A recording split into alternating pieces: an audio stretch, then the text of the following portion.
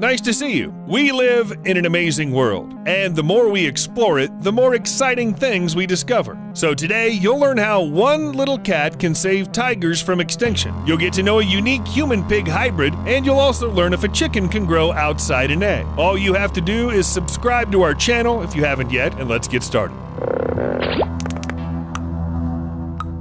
We're going to start with cyborg beetles. What sounds like a B-movie title is actually a real scientific project, a project that can save many lives.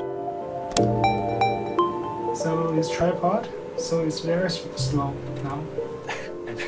So amazing that you just press a button and the beetle starts walking. Back in 2015, scientists managed to take control of the movement of beetles, forcing them to take off, land, and change flight directions.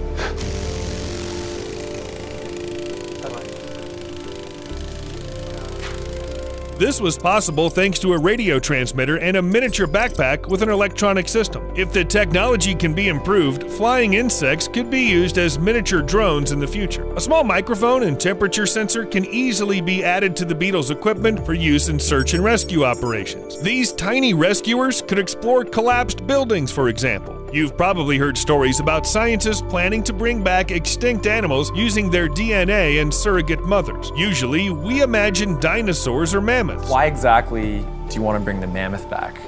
Because it's available. But most likely, the first experiments will be conducted on existing species. For example, scientists at the University of Georgia are planning to save tigers from extinction. They plan to create an embryo using tiger skin and stem cells and then place it in a domestic cat. Despite being of different species and having different sizes, the experiment should work. We are still waiting to make that leap from skin cell to stem cell. And I think we're finally on the doorstep. We're ready to go. What about a chicken raised in a glass? In 2018, Chinese scientists hatched the first chicken without an eggshell. For 21 days, people watched the bird grow and mature directly through the transparent walls of the glass. It's truly a unique experiment and can be useful for working with the genetic material of an embryo, like genome editing. This technology can also be useful for specialists working in regenerative medicine. As you see, there are huge benefits from the birth of one tiny chicken.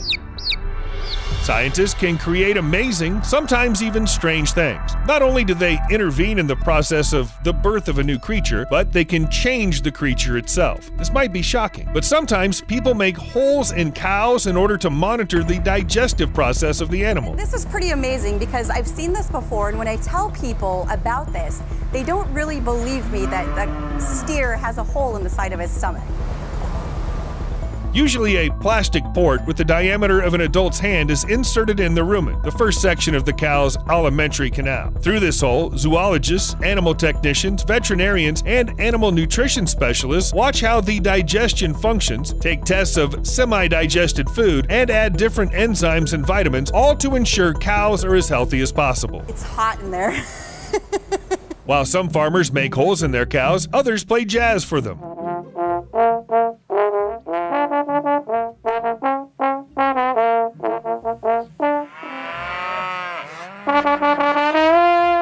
Florida farmer Ed Henderson has been playing the trombone since primary school. One day, he decided to practice in his backyard and found an unexpected audience. All the cows that lived on the farm at the time approached the fence to listen. Yeah, they clearly enjoyed the free show. Perhaps it all started with one cow who told the others, but who cares? What matters is they really like jazz.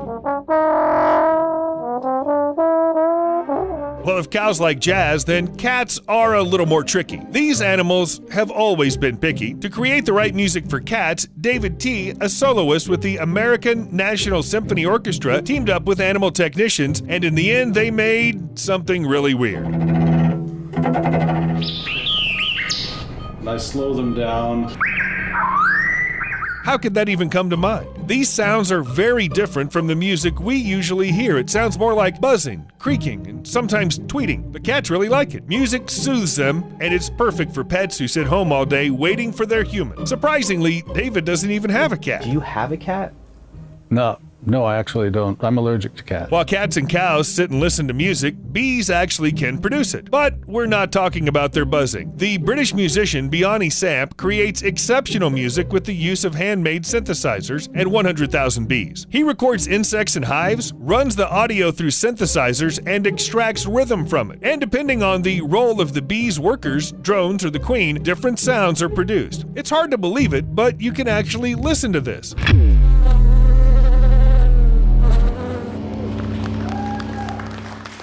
You might want to add this music to your playlist. While some bees make music, others face extinction. You've probably heard that there are less and less bees in the world every year, and this could lead to disaster. But it's not just the bees that are disappearing. All it takes to notice the change in nature is, no, not checking the list of threatened species, just listen to your surroundings. Soundscape ecologist Bernie Krause has been recording the sounds of nature for decades, and every year they get quieter. In places where before you could hear insects and birds, today there's silence or human noise, and this is really sad.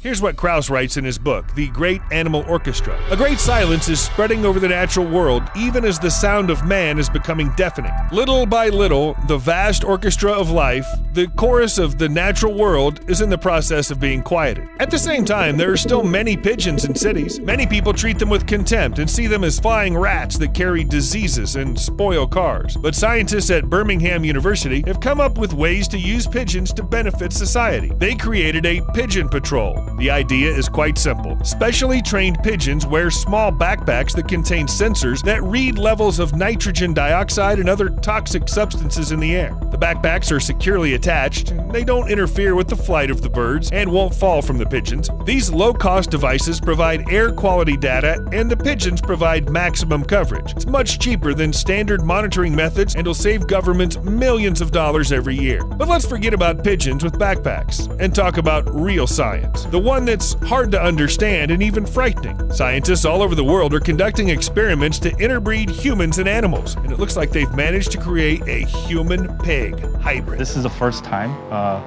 that we see human cells actually can survive, even though at very low level, can survive in this stage of the pig embryo. So far, it's just an embryo consisting of pig and human cells. The latter accounts for less than 0.001%. It may seem insignificant at first glance, but even such a tiny percentage is real progress in the process of crossbreeding different species. This is the first time that human cells have grown inside a large animal. In the future, embryos can help create technology to grow human organs and thus save thousands of lives. People won't have to wait for a suitable donor organ because hearts, kidneys, or lungs can simply be grown in a lab. Even now, such hybrids can help with drug testing before moving on to testing on humans. All you need to do is increase the proportion of human cells in the embryo to 0.1 to 1%. But not only hybrids can save people's lives, ordinary animals are here for us too. And we're not just talking about pigs or heroic dogs that protect their owners. Sometimes invaluable help is provided by fish. Fish skin serves as a band-aid made from living tissue, which is used in the treatment of second and third degree burns. Fish skin contains collagen, a protein that helps to heal wounds. Moreover, fish scales stay wet longer, and the process of replacement is not so painful. However, fish skin does not only help people, it's also used to treat animal burns. During the fires in California in 2017, many animals from local reserves lost their homes and were seriously injured. Several injured animals got burns on their paws and were treated with fish skin to speed up the healing process. Biologists disinfected layers of tilapia skin, then applied it to the affected paws and fixed the band-aid with sutures. Unfortunately, human activity isn't always about saving animals, even if it seems we are talking about good deeds. For example, to develop vaccines and study the most dangerous diseases, experiments are conducted on monkeys. These experiments are not voluntary, and the animal can die easily in the process. Despite protests from numerous animal activists, such laboratories exist around the world.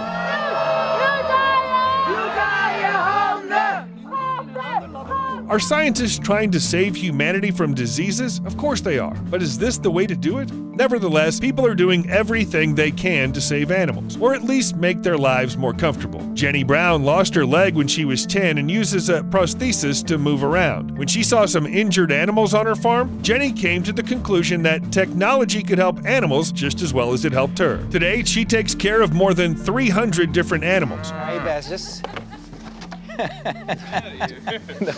She's feisty. They all come to Jenny from bad places where they've been deprived of the love and veterinary care. Some are deprived of limbs. These animals have received prosthesis and special support with wheels. Everything to make life on the farm as comfortable and happy as possible. And finally, one of the most unusual products of animal origin in the world. You probably have heard of sheep cheese and sheep wool, but how about sheep vodka? Sounds absurd, but it's a real product, and thankfully no sheep are hurt during the process. Sheep vodka is only produced in one place in the world, a sheep farm in Australia. Of course, it's not made from the sheep themselves, but from sheep cheese, or rather from the whey that's obtained during the cheese production process. Strange as it may seem, this drink is so popular that the manufacturer has even launched a line of sheep gins. We owe a lot to animals. If it weren't for them, humanity would have evolved very differently, or maybe we wouldn't exist at all. In any case, people really do owe a lot to animals. Let's remember that. If you enjoyed our video, don't forget to give us a like.